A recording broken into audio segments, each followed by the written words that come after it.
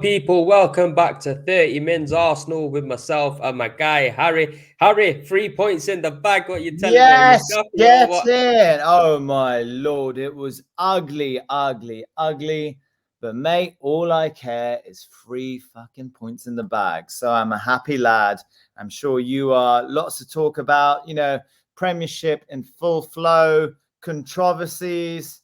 Yes, I love it. I love every single second of it. Well, Yeah. let's dive straight into it because obviously I haven't had your thoughts yet in regards to the Crystal Palace game. Yes. Look, second victory now on the bounce. Like you said, it was ugly at Yeah. times. I think we had pretty much more control for most of the game up until the sending off, but we haven't been as penetrating as we've been seen us Yep. last season. The killer instinct isn't there. Mm. Chance creation is very limited. There's no clear-cut chances, in my opinion. But the most important thing is 3 points on the board. And Crystal Palace are no joke, man. What did you take from the game? Okay, listen. First of all, the expectation level that us schooners have, has gone straight through the ceiling, right? Because we nearly had it last season. So therefore, I know we didn't play like amazing, beautiful football, but we did have a player sent off for some ridiculous reasons. And, we have players playing in new positions. And just to take an example, the triangle of Odegaard, Saka, Ben White on the right was so important for us last year. And we see it every so often in the first two games too. But, with Thomas Partey being in there, the chemistry isn't going to be as good.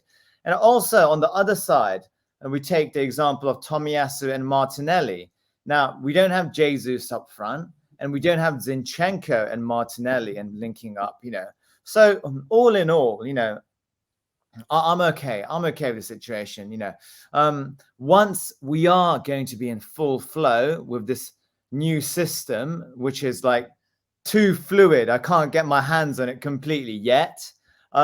Things should be coming back and the goals should be coming back. But it's just so important not to drop these points early on in the season. That's my I take. hear you. I hear you. People listening, please make sure you smash a like on the video, subscribe if you're new. It's a must. You get me? In order for us to push this out to a lot more people, it's got to get more likes. It's free. Click of a button. Just hit it one time. You get me, folks? But look, I Nice. want to talk about the tactics in that game because this Yep. is the second game now where I've looked at the starting lineup and I thought, what's going on here? This is a Yeah. bit fuckery. Do you know Well, what I mean? first thing that stands out, that I don't like, Gabriel has been the rock of resilience for donkey's years, not quite like 10 years or something, but for the last couple of years, without Gabriel, this team would have disintegrated before the integration of Saliba too.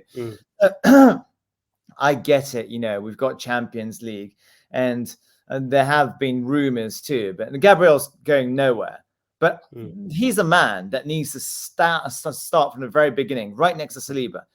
With any, championship winning football team, the centre backs have to be there full on all the bloody time. I know we got to change it around, and City changes centre backs all the time too. But come on, it's the start of the season, and you need Gabriel. He is effectively one of our captain-esque figures in the team too. What's your take? No, 100%, man. I think Yeah, winning championships is based on the defense. You have a good defense and you yeah, could go and push on and win a title. And I think that was a big part of our, push last season right from the get-go in order to challenge for the title because defensively we were very sound. Yeah, we might have let the odd goal in here or there, but we were very sound defensively. And Gabriel and Saliba's partnership, it's been crazy. People have been talking about it as the best partnership in the Premier League. yeah. I'm very surprised that he hasn't come in and started, you get me? And I think the one thing that I am getting very disappointed about is I have a feeling it's to facilitate Havertz into this team Right. because Thomas Partey, we've seen at the end of last season when it all went tits up, he did start playing him right back and playing him in the position he is now when he was inverting into the middle. Maybe he was trying it out and seeing how it went. I just have a feeling it's to facilitate certain players into the squad, and that's why Gabriel Mm. has dropped out because Arteta Yep. ultimately has looked at the likes of Gabriel looked at Saliba and thought, you know what? Saliba's my main man here. He signed a new contract. We all know he's a Rolls Royce.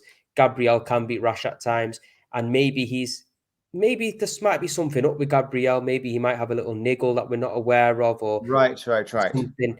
That's the kind of direction that I'm leading. But Hopefully. yeah, but Ben White, he's not played as a centre back for a long period of time. You get me? I would probably prefer to have Saliba in his position and Gabriel in Saliba's position if that was the case. But Yeah. we're missing out on Thomas Partey's brilliance in the middle of the pitch because he's going to waste. And the fucking maddest thing is, Harry, in pre-season, we see none of this. We've seen absolutely none of this. So why is it Hey, it's all about unpredictability. Unpredictability. That's what Arteta's going on about, you know. But talking about Arteta, yeah, one thing that I don't understand is that he has been so passionate about having a left-footed centre-back on the left side of the two, right? So you remember Pablo Mari, he came into the team straight away just like that. So I don't get it, because if you have a left-footed centre-back, of course, it's going to be a lot easier to progress down the left, you know. So I don't know. Do you know what it could be, though, as well, Harry? It could be the transfer news might have ruffled Gabriel a little bit. He might have not give Arsenal a definitive answer in regards to if he wants to stay or not, because we know what these Saudi Arabia guys are doing at the moment. They're giving crazy money out. And maybe Arteta's thought, you know what, well, fair enough. If you're not looking to maybe commit, or you haven't given me a proper answer that you're going to stay and all these rumours are going to be rubbished off, then maybe you might have to sit to the bench. And 2 games in, he sat on the bench. Now it's come out that he's happy at Arsenal. He wants to stay at Arsenal, and Arteta's always said he's not for sale. So maybe that could have been a tactic to say to him, look, if you want to go, you can go. Because something Pep Guardiola does, and that's what we've seen time and time again with City, if players don't want to stay or players start turning their head, see you later. And because it just makes no sense to have one of your best centre-backs at the club not playing the game, you get me? Whether he's trying to maybe figure out new systems for Premier League and Champions League, I don't know. But let's just touch on the sending off on Tomiyasu first of all, because now we're not going to have him for Fulham. Obviously, personally, if I was Tomiyasu, I wouldn't have touched him, because you're just giving the referee an excuse to send you off, even though it was very soft. I get it, premise, like. But the thing is, he hardly touched him. You know, you know what I mean? How are you meant to defend in football without actually touching the opposition? You can't be like this. It's a contact sport. It's not like basketball, whereby the moment you touch someone when they're having a shot or something, you know, it's a penalty or something. My God. No, I do hear you. I do hear you. It's just the thing is the turn. It was the turn. I get what you mean. So it kind of maybe blindsided the referee, because he did move his hand. It looked like he probably could have dragged him. My issue is the first yellow card, because I think Tomiyasu just got the full brunt of it when he only took him 8 seconds to take the throw in. It was very unfortunate, you know.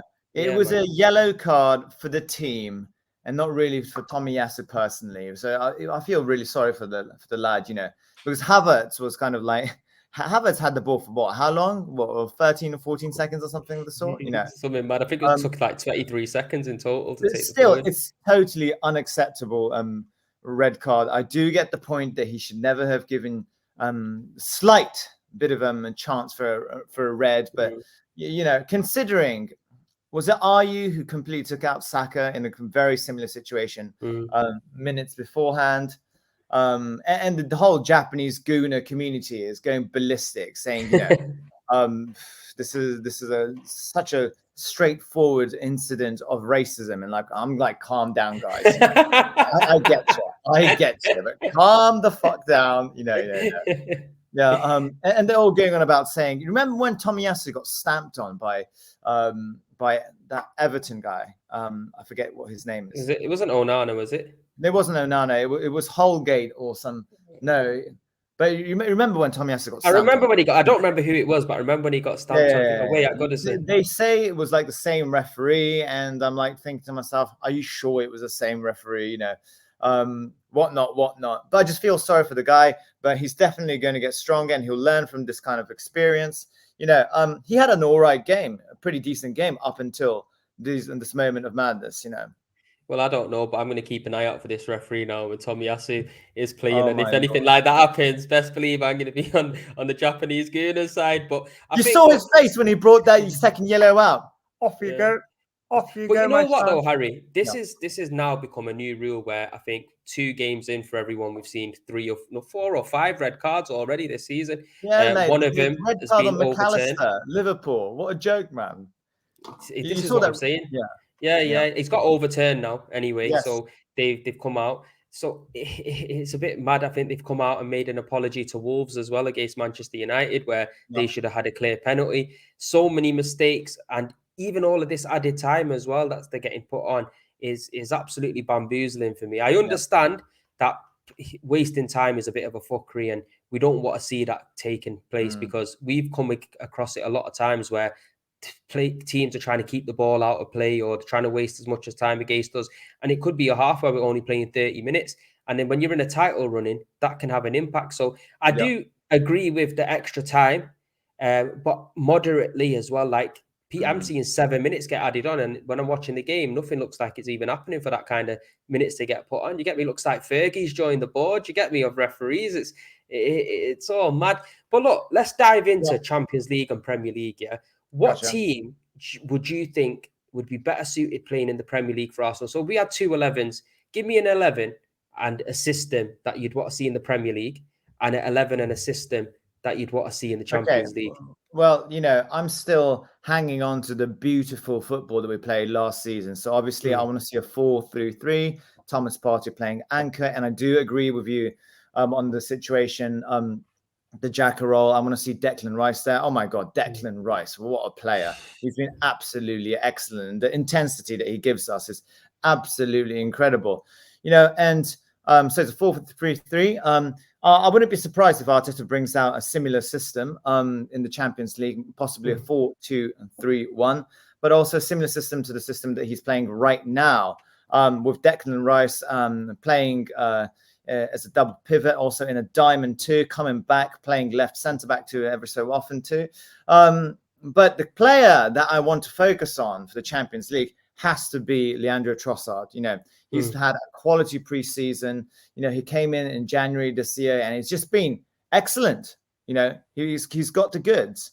So Trossard needs to be incorporated. I don't want to see Saka playing every single game out over there. So who's going to play on the right? Yeah, that's my take, man. And incorporating Kivior, possibly playing left back or left centre back. And then, it looks as though Kieran Tierney is not going anywhere. Now he has to come back into the whole Yeah. equation. I Yes. think he's very vital for the Champions League games. And the reason I say that is Totally. because he's a proper fucking defender. You get Mm, me? And mm, mm. we need him to be there. Now, I can see Kieran Tierney just maybe getting some cup games. I can't see Arteta playing him in the Champions League or majority of the Premier League games because we would have seen it by now. He's been fit for ages. You get me? His fitness is up there. I just don't think he likes him as a player, or he thinks he can do what Mikel Arteta is asking for him in the team, which I think you got to give the lad a chance in order for him to show that he can or can't do it. And every time, even during preseason when he was playing, he was looking efficient. You get me? When he Mm. does come on, apart from that one little error that we seen in the first opening game, which you can say 50-50 was his or Party's fault or whoever it might be, but he needs to get an opportunity. 110%. He needs to get an opportunity in this team. He's not I'd even like in the to see. squad right now, is he? No, not Yeah. even in the squad. He didn't make the squad, but he will now. Tomiyasu's out, so it looks like he'll Yep. he'll definitely be on the bench. Mm. Zinchenko, we don't know how fit he actually is. He's injured all the time as well, so that's Mm. a big question mark. But for the Champions League, I think there's going to be certain games where drawing the group is not going to be as difficult of a fixture than the draws tomorrow, ain't it? So we're going to Yep. have to wait and see. But I'm guessing there's going to be a few difficult games and a few less difficult games. And I think in the less difficult games, you'll probably see the likes of Kiviar, Tomiyasu, Trossard, even a Reece Nelson having a little run out. But I think Smith Arteta will Rowe, mate. definitely go Smith Rowe. Smith Rowe. How are we forgetting about Smith Rowe? This lad, before he got injured, was such a bright spark for this team. And now it's like he's forgotten about. He's absolutely Yeah, forgotten about. mate, it's as though he's just disappeared, you know. And I want to see Smith Rowe in that so-called Havertz position. Mhm. He can go into the Odegaard position too. We need to get his motivation, and we need to incorporate him into the team properly. Yes, I think we should be sticking with the same team as we did last season, but just replacing Rice with Havertz. That's what we should be doing. Jesus should be coming back in a few weeks or so. Big up to Eddie. He's coming and he is delivering. He's that little pass from Martinelli, and he went around the goalkeeper and got the penalty for us. If he didn't do that, we wouldn't have won the game. First game of the season, he scored as well.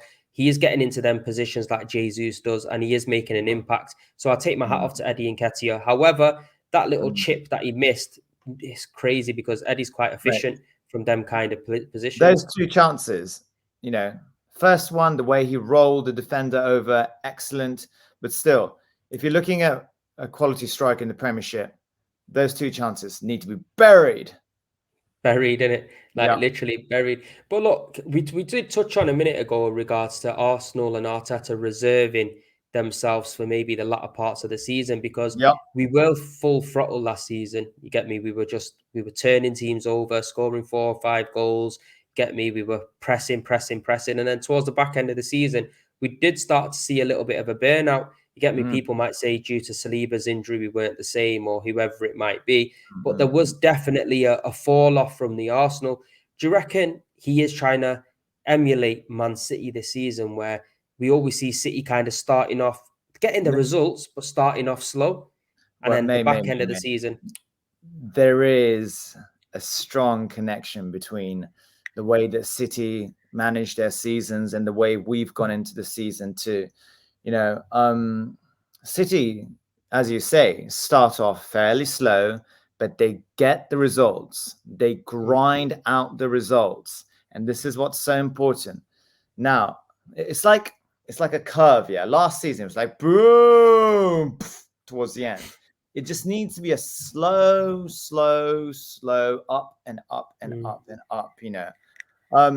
Obviously, I still do think that City's squad is superior to ours, but the difference in quality and the depth has got a lot closer, especially with City losing players like Gundogan and Mahrez, Laporte too. I was very surprised with Laporte going out. Another point. I think he's a player that we could have done with Laporte. It's true, but they would never have sold to us after selling Jesus and Zinchenko and seeing these players revitalize themselves. You know, they're never going to be selling. Well, we've got 9 days of the window left, and we need to get rid of some players, mate. It's going to be eight days when this video goes out, because we are filming this on the Wednesday night. It will be going out on the Thursday afternoon. But look, Balogun, we have to talk on it. We have to touch on it. You know, There's loads of clubs after him. Loads of clubs after him. I'm kind of sad with this whole situation. You know, this guy's like spent his youth days in Arsenal, looks a top player. You know, he signed his contract, went over to loan, and then he's just not being given a real chance in the Arteta team. Now, with Eddie being in there, Jesus being in there, and Havertz being able to play that role, and Arsenal looking to get some money out, it's a 100% deal that he's going to be going out. This is how I look at it. But who do we want to sell to? Are you okay with us selling him to Chelsea for 40 million? Nah, I'm not. This is what I wanted to get onto. But like you said, he hasn't had much game time at Arsenal. And the one thing that did surprise me in pre-season, he wasn't even given a run out. I think he came on for Eddie at like 70 minutes in one game, and that was it for the whole pre-season. And this is what's disappointing, because a player goes out on loan to a top league. You got to say that one of the top 5 leagues in the world at the moment. He's playing at a high level, scores over 20 goals.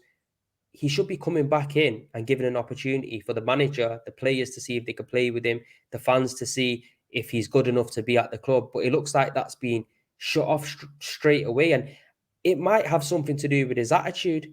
We don't see everything that's going on at the moment, Harry. And the one thing is, I have given Arteta a lot of trust now. where Yeah. I think you knew where I stood with him. Everyone knew where I stood with him a few seasons in, Yes. finishing 8th and all that. That was not running The for me. You whole get me? Özil situation, Aubameyang situation, full on 100% trust for the gaffer. Yeah. Yeah. So what do you reckon with Balogun? Do you think that there's some behind the scenes issues there? Do you reckon him and Arteta are having some harsh words? Because I can't see him just, especially with Gabriel Jesus being out of the team, Balogun not even being on the bench. You get me? It's like it's a concrete thing for him to definitely get sold. There's got to be more to it. You know how Arteta is with players who want the limelight, who want to be in the center of attention. Obviously, with Balogun being the star of the USA team now, there's all sorts of, temptations from the American media, the American celebrity kind of like world.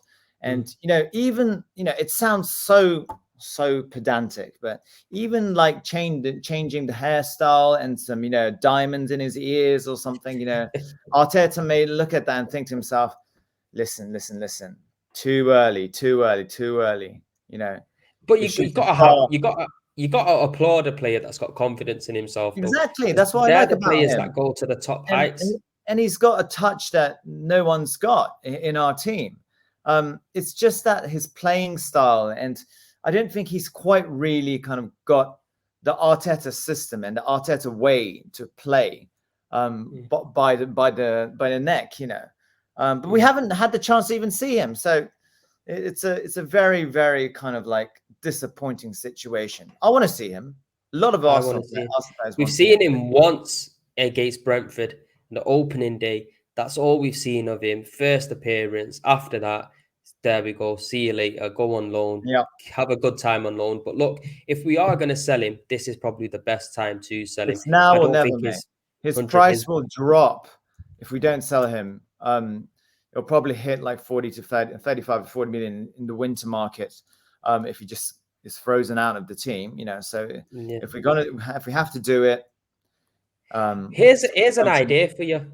What about if we kept him up until January and put a swap deal with Ivan Toney to Brentford with plus 10 million? Mate, Ivan Toney is one of the best strikers in the Premiership. Everybody wants Toney, right? And those comments coming out of him saying, the football team that I love is Liverpool, but also Arsenal. I love the way they play. I would love to see Toney at Arsenal. Come on, mate. The level of fluidity that he can bring himself out to, the finishing, the running in between the lines. Come on, man. I would love to see him. I would really. I think that's a potential. If we don't sell him, I would want to see Arsenal do something like that, because the teams that are after him, Chelsea, Inter Milan, Fulham, West Ham, Monaco, and we're asking for about 50 million. And I can't really see Monaco paying that kind of money. Maybe anywhere between 35 to 45 Monaco might go to. We already hearing Fulham are in talks and they're looking to pay anywhere between 35 million. Maybe it could probably go up to 38, something like that. We don't really know what Inter Milan are putting forward. Who would you prefer him to go to out of everyone? Well, obviously, I would like to see him be in a different league so he can't score any goals against us. But Chelsea, hell no. Because I'm a Balogun fan too at the same time. I don't want to see him go to Chelsea and not do shit, not do fuck all. I can see him going to West Ham and Fulham. I'll be happy with a Fulham or a West Ham, depending on how he does against us. But definitely, if anything but Chelsea, preferably Inter Milan. Chelsea. Yeah. Do you know what? I don't want to see him go to Chelsea either, but I'm looking at it in the aspect of these guys robbed us for Havertz, you get me? 65 million. I think they've absolutely put three fingers up our bum, you get me? I think that's what they've done. And if we are going to sell to them, I want to see 60 million minimum. I'm telling you, minimum. And Chelsea, they're that kind of club that would probably pay it. But there must be some sort of relationship between Arsenal and Chelsea, because we tend to buy a lot of their players. Yeah. Even with the Jorginho one, it was very quiet, came out of nowhere, come through. Havertz, very quiet, came out of nowhere, went through. Get me time and time again. We brought players from them, so they Oh might my be God. looking at us and thinking, Look at could the do us a history, favor. mate. David Luiz, you know, all these players. My God, yeah. Even Yossi Benayoun came from Chelsea when we got him. Ah, Do you not remember? that's a He long was at time ago. That's a long Petr Cech. time ago. Do you know Yeah, what I'm Petr saying? Cech. So Oh my God, remembering that summer where we only signed Petr Cech. God, I know things it have was got a lot madness. better, haven't they? But mate, Do you we know- need to sort out the squad. We have players like Lokonga. We don't know about Tierney, but Cedric Suarez. You know, we need to get them off the wage bill. Pepe. I'm Pepe. hearing, I've been listening to people saying sell Pepe for 5 to 10 million. Are they Fuck fucking mad? no. Are they mad? 5 to 10 million. We Are paid you mad just to 72 get him off mil the for this guy, man. If you're I going to think sell he's him for 5 to 10, try to incorporate him back into the first team. For God's sake, we do understand that Arteta just has had it with Pepe, but give him one last chance to prove his meat. Man, Do you know 5 what? to 10 I mil. think Fucking hell. 20 million minimum. I think Minimum. 20 million in this day and age is not a big risk for many clubs. And the one thing Pepe can guarantee you is people might say, oh, he's a flop in the Premier League or whatnot. But if you actually pull his numbers up within the few years that he was here, Yes, mate. his He's stats are better had than what, like a lot of players. 110 plus games. He scored 27 goals, 21 assists or something of the sort. Come on, man. Those are acceptable figures. And compare those figures with, let's say, Sancho, or compare those figures with Anthony or something. Come on, man. Yeah. It's not even that. Even if you go throughout the league and look at Richarlison, that's gone to Tottenham. His figures ain't like that. If you go throughout every team, he's probably got better stats than most of them guys. And he's 28 years old, really. He's in the prime of his career. Yeah, it might have not worked out at Arsenal. And I think that's down due to Arteta not buying him and not thinking he's the right player for him. And that's why he pushed him out on loan. He had a little bit of bad luck on loan. But if he came back to the Premier League, the one thing about him, he's quick, he's direct, he's very skillful, he can bang it with his left foot. I think he'll offer a team a lot of attributes. I could see him going to somebody like an Everton would benefit from him. A Wolves could benefit from somebody like him. Do you know what I mean? Them kind of teams in the lower side of the lower half of the table could benefit from a player like Pepe. I think Lokonga, he needs to go as well. Definitely, he needs to go. And I want to know what the fuck's going on with El Nene. I don't see him. I don't hear from him. We're just sat giving him extra fucking years for no reason. Mate, I think El Nene's still kind of recovering from an injury, isn't he? Yeah, he is. But he's been every time he's injured, we're just giving him a new contract for a year. I know he's a nice guy and that, but we need to stop all of that. And even the talks on Rob Holding going out to Besiktas has cooled down now as well. You've not seen that. You've seen Mavropanos go out to West Ham now, 17 million. I've always rated him. West Ham. Yeah. I rated him. I think we should have kept him over yeah. Holding, in my opinion. I'm looking forward to seeing Dinos smack it out in the Premiership. Do you not remember that game? I think it was Old Trafford away. We had the blue kit on, like the light kind of blue kit I remember that. And he was so good in that game. And then I think the next game after he got injured and he just, that was his problem at Arsenal. And you got to think Sven Mislintat picked him out as well. And Sven Mislintat isn't no joke of a guy. I think, didn't he move over to Stuttgart as well, Sven? And then he signed in for them. Yeah, exactly. That's how it got incorporated. Yeah. Do you know what I mean? So I don't know, Harry. I think we are doing okay at the moment. I think we are going to get one or two players in the door. What do you reckon of this Kudos quickly? I mean, there's two options that we have right now. We need, if with Timber being out for at least half a year, do we go for a replacement at the back, or do we go for this Kudos kid? Well, I'm not too sure about it, mate. I'm really not too sure. He looks like a diamond. He looks like an absolute quality player. But I was counting on Timber to be a massive part of our equation for this season. So, yeah. What about yourself? We need to definitely. I think he might be a good option. I wouldn't mind bringing him into the squad because we definitely need some sort of cover for Saka. We can't have Saka burnt into the ground. And Kudos, he could play centre attacking mid, right wing, left wing. He gives us that versatility, and that's something Arteta does like. But I'm very gutted that we let Jeremy Doku go to Man City. I think he would have been perfect replacement for Saka. Perfect. How much did he go for? Quite an astonishing amount of money, yeah? To be honest with you, was it 70 million? No way. I thought he went for a bit less than that. Let me just check quickly on that one, because I don't actually know the figure, to be honest with you. It was something like 80 euros or something. 80.